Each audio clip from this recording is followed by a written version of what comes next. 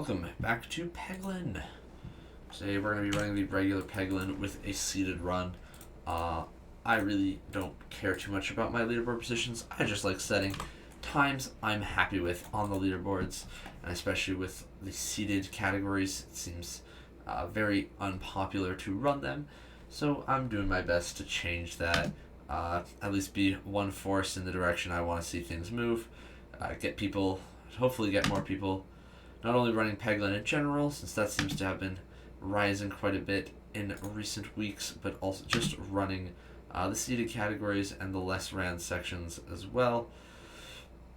Not a great run out necessarily, but the extra coins are going to prove to be very helpful throughout this run.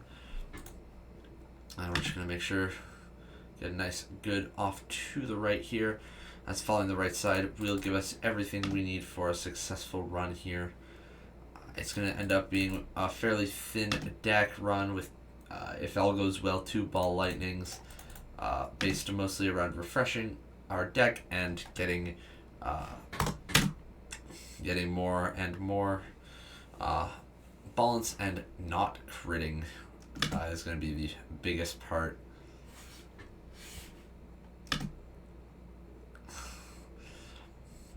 Things aren't going the best in this fight, but I never expect them to try open up those 2 bombs.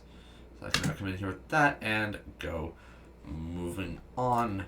Well, that cauldron bolt there can be quite good. It's not the best. It's not what we're looking for. What we're looking for is a refilibuster. Admittedly, the forest is not as fast as you might want, especially on a seeded run where you get to choose your seed. But later on, things do get quite good. Now, the regular Peglin here, he is the only character who does have another seeded run, at least at the time I'm recording this. But it's not much, so we're going to go here. We're going to grab a candle. It should be right here, as well as remove one of our pebbles. The goal of this is more so to just get runs to exist, because when people see runs, they're more likely to do them, and I just want people... It's a great game. It's a really fun game to speed run, and the more people that are running, the better I find things are. So hopefully, more people can get on that. We're gonna grab our second ball lightning here and upgrade it as we head into the boss. These 2 ball lightnings are gonna be our main source of damage before we get a summoning circle a little later into the castle. I believe we get it. It's going to be very important to get a lot of coins through here and through the early section of the castle, as that's going to be, we're going to get a molten mantle at the end of that section, and we just want to make sure we have enough coins for healing, as especially in the back half of this run, health can be a little bit of a problem at times, but it's not too much of a concern right now. Right now the concern is mostly just get through the boss, which shouldn't be too much harder, and there we go. That's done. We're going to continue, and we're going to grab the necklace to remove that crit, as we're already working on a bit of balance. Must circle. We're going to want to go left here.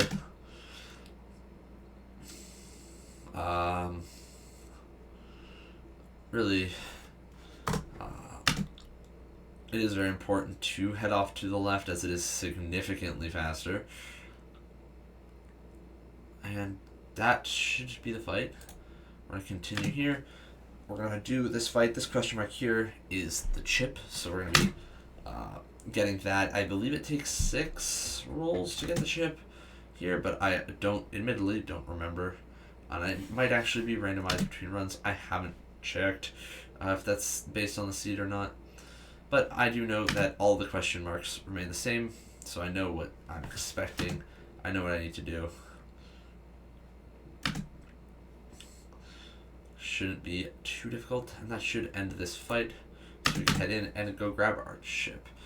This is a big part of the run, is the exit of this fight, as what direction we go is a lot harder. But we got the shop, so we should have a run here where we can then grab that and remove an orb. The reason we grab the Adventure Right is to manipulate what is going to be available to us a little later in the run. And with that, we're going to have removed our last orb we need to remove to let this run really get going.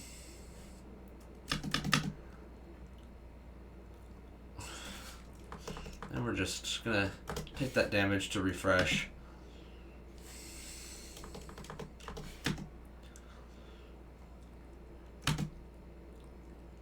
Having a few issues here, but it's fine. As things go on, we're gonna get good damage in here. If we can just hit that refresh, we should win. And there. Gonna take a quick heal, move on, head into this chest. I don't remember what's in here, but yeah, we grab our glove. It is slightly slower, but that spin infection can be a lifesaver at different points. And here we're going to grab wall bounces, contributing to damage. It just ends up being a little more than that +1 over the course of a run. That's not going to make much difference since we're going to be mostly using refreshes and bombs for this fight.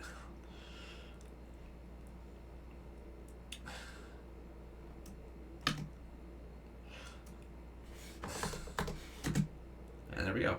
That's the rest. That's the fight done. Take a quick heal, and then we're gonna head into the ballista. The ballista can be a bit tough, but again, we just focus on really getting those reloads. Shouldn't be too big of a problem. As you can see, already dealing 400 damage off that first shot.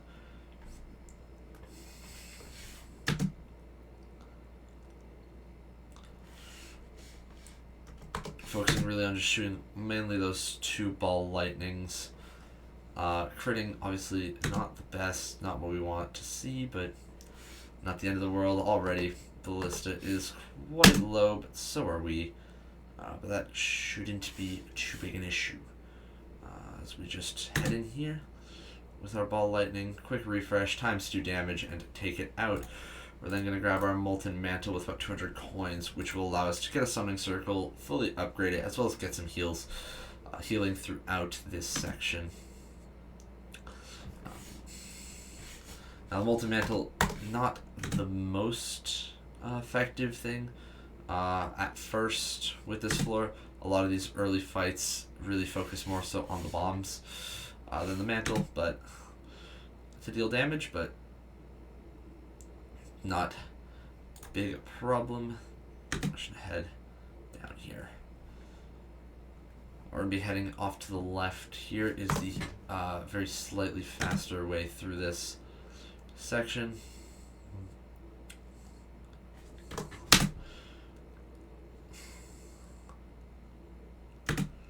And there we go.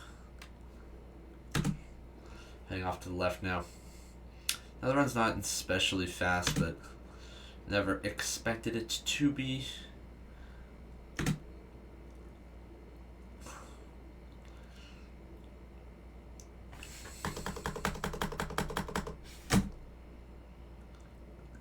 we go.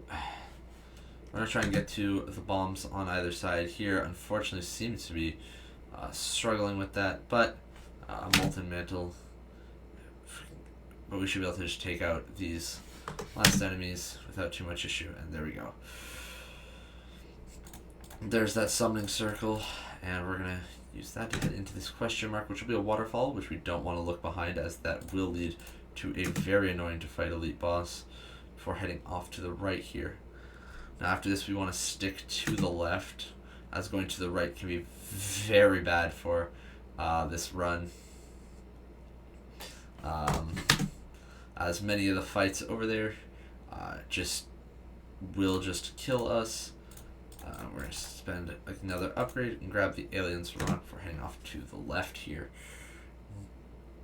That chest can be tempting, but it is, with the speed that you can get through this fight, thanks to Molten Mantle, it is better to do it that way and finish upgrading our deck and then head into this question mark. We're then going to remove the Dag Orb. This one, it doesn't much matter, but we're going to be heading off to the left afterwards. All 4 are fairly equal in amount of time, but we pick up a mirror orb and go into an elite fight. The same one that we've already done. So nothing crazy, nothing haven't seen before, nothing unprepared to deal with. And a lot of this rest of this run is just kind of hoping that the mirror orb works out and trying our best not to die. There's that balance I've been mentioning. That's why I've been getting things confused. We're gonna head to this shop and we're just gonna head right out. Fun thing is that the shop, no matter where you are, is always the same. So you always have that chance for that ambidextrous, among other things. Looks like we either duplicated the Pebble or the mirror orb. I didn't quite catch which one it was. Bit of a shame. I like something else, but not the end of the world. As we can just very quickly finish up this fight, heal, and head into the final boss. It's looking like about a 12-minute time, depending how things go here. It looks like it duplicated the mirror orb has duplicated the summoning circle, and that's going to be our time. And I pressed the wrong key. But it's going to be a 10:59, slightly sub 11. That's pretty good. That's what I was looking for. Happy with that. I'm going to pull up speedrun.com right now and just quickly check what that puts us on the leaderboard. So we should pull up speedrun.com here. You can see 11:04 is the previous best time. So we're just going to be slightly beating that out by about 5 seconds out of just that very, very lucky double summoning circle right at the end. With that, thanks for watching. Subscribe for more. I don't really care too much about YouTube analytics or anything, so if you want to do anything, whatever, I'll post speedruns whenever I do them, so here and there. But thanks for watching.